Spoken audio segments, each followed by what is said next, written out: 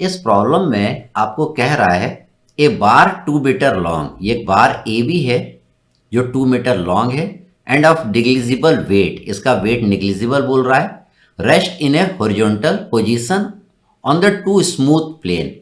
देखिए ये जो प्लेन यहाँ पे दिया हुआ है जहाँ पे ये रेस्ट कर रहा है वो स्मूथ है।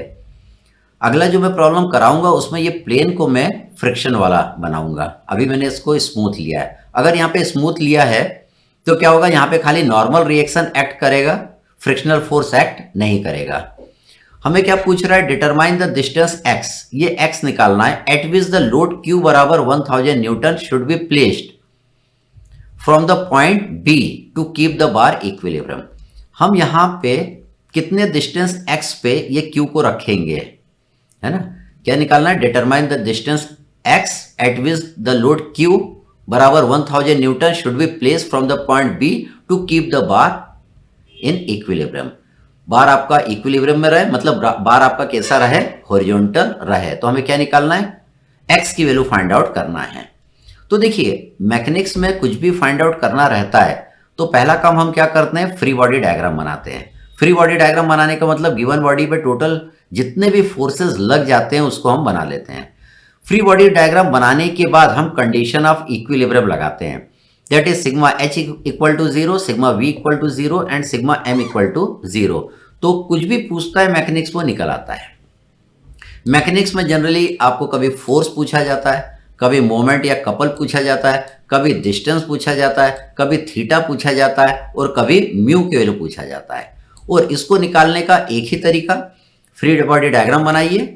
फ्री बॉडी डायग्राम बनाने के बाद पहली इक्वेशन बनाइए सिग्मा एच इक्वल टू 0 करके, देखिए ये वैल्यू निकल पा रही है नहीं निकल पा रही। अगर नहीं निकल पाए तो सेकंड इक्वेशन की मदद लीजिए, सिग्मा वी इक्वल टू 0 करिए, फिर देखिए आपका ये वैल्यू निकल पा रही है नहीं निकल पा रही है। नहीं निकल पा रही तो तीसरी इक्वेशन की मदद लीजिए, सिग्मा एम इक्वल टू 0 करिए।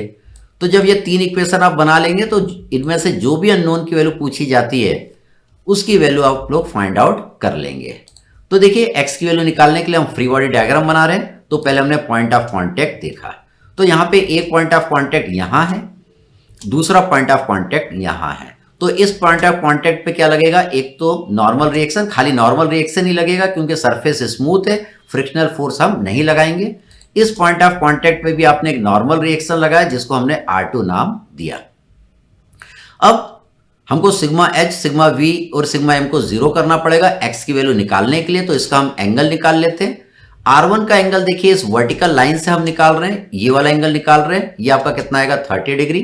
देखिए ये 30 डिग्री क्यों आया, क्योंकि ये जो आपका एंगल आता, ये जो एंगल आता ये आपका 60 डिग्री आता, ये आपका 60 डिग्री आता। और ये यहाँ पे कितना बनता, ये 90 डिग्री बनता है यहाँ पे।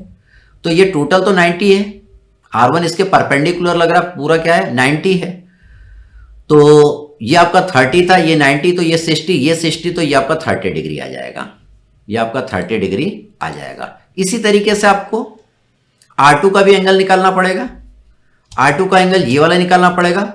तो ये टोटल तो 90 डिग्री बनाएगा क्योंकि ये इसके परपेंडिकुलर लगेगा। ये 45 है, ये 45 है, तो ये भी 45 आएगा, ये 45 है, तो ये वाला एंगल भी आपका 45 डिग्री आ जाएगा। आप R1 के दो कंपोनेंट बना लेंगे। R1 का ये जो आपका कंपोनेंट बनेगा इसको हम लिखेंगे R1 cos 30। R1 का हम दूसरा कंपोनेंट बनाएंगे perpendicular to the given component, इसको हम लिखेंगे R1 sin 30। अब R1 को हटा देंगे। इसी तरीके से R2 के आप दो कंपोनेंट बना लेंगे। R2 का एक कंपोनेंट इधर बनेगा, इसको हम लिखेंगे R2 cos 45। R2 का दूसरा कंपोनेंट बनेगा इस तरीके से, फोर्स इनकमिंग है तो देखिए कंपोनेंट भी आपके इनकमिंग बन रहे हैं, इसको हमने लिखा R2 sin 45, इसको हम हटा देंगे। अब हम इनके हॉरिजॉन्टल कंपोनेंट का अलजेब्रिक सम इक्वल टू 0 करेंगे। जब इनके हॉरिजॉन्टल कंपोनेंट का अलजेब्रिक सम 0 करेंगे तो हम इन फोर्सेस को लेंगे। तो देखिए हमने सिग्मा एच को 0 किया, हमने लिखा R1 sin 30 minus R2 sin 45 equal to 0।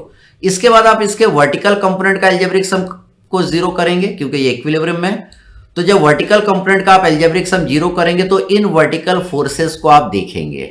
देखिए यहाँ पे ये 4 वर्टिकल फोर्स लग रहे हैं।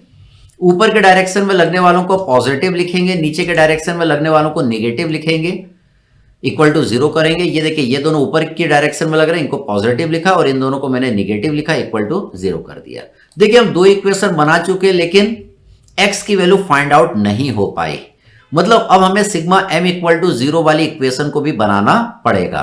तो देखिए मैं b पॉइंट पे मोमेंट ले रहा हूं। अगर आप b पॉइंट पे मोमेंट लेंगे तो r2 sin 45 और r2 cos 45 का मोमेंट यहां पे 0 हो जाएगा। यहां पे आपको q का मोमेंट मिलेगा। आपको यहां पे q का मोमेंट कैसा मिलेगा? q का मोमेंट यहां पे आपको इन दोनों को जब आप सॉल्व कर लेंगे तो r2 r1 आ जाएगा। q का मोमेंट देखिए यहां पे आपको एंटी क्लॉकवाइज मिलेगा। 200 न्यूटन का मोमेंट यहां पे एंटी क्लॉकवाइज मोमेंट मिलेगा। r1 sin 30 का मोमेंट आपको यहां पे 0 मिलेगा क्योंकि r1 sin 30 यहीं से पास होके जा रहा है। r1 cos 30 का मोमेंट आपको मिलेगा, ये कैसा मिलेगा? क्लॉकवाइज। और बाकी सबके मोमेंट क्या हो गए? 0। तो इन दोनों को सॉल्व करके तो आपने r1 r2 निकाल लिया है। अब सिग्मा m को आपने 0 किया तो देखिए आपने r1 cos 30 का मोमेंट लिया तो r1 cos 30 इंटू क्या करा आपने? 2 करा, क्योंकि AB की जो लंबाई है इसकी ये 2 मीटर है, प्रॉब्लम में आपको दिया हुआ है। उसके बाद आपने क्या करा? 200 न्यूटन का मोमेंट B पॉइंट पे लिया तो देखिए 200 न्यूटन की दूरी यहां से आपको दिया है 0.5 मीटर। टोटल लेंथ कितना है? 2 मीटर। तो 2 मीटर में से 0.5 मीटर को माइनस कर दिया तो 200 की दूरी आपकी B पॉइंट से आ गई 1.5 मीटर। तो मैंने लिखा 200 इंटू 1.5। फिर 100 का मोमेंट लेना है तो 100 इंटू एक्स लिखा। एंटी क्लॉकवाइज मोमेंट को मैंने माइनस लिखा है, इक्वल टू 0 कर दिया। अब इस इक्वेशन को हम सॉल्व कर लेंगे। r1 की वैल्यू यहां से हम पुट कर देंगे, r1 की वैल्यू, तो you will get the value of x। आपका x निकल के आ जाएगा। इसको सॉल्व करने पर x आपका आ जाएगा 0.8 मीटर। अगला जो मैं प्रॉब्लम कराऊंगा उसमें ये जो इंक्लाइंड प्लेन फ्रिक्शनलेस नहीं रहेगा, स्मूथ नहीं रहेगा, ये फ्रिक्शन वाला रहेगा। तो यहां पे आपको फ्रिक्शनल फोर्स को भी लगाना पड़ेगा।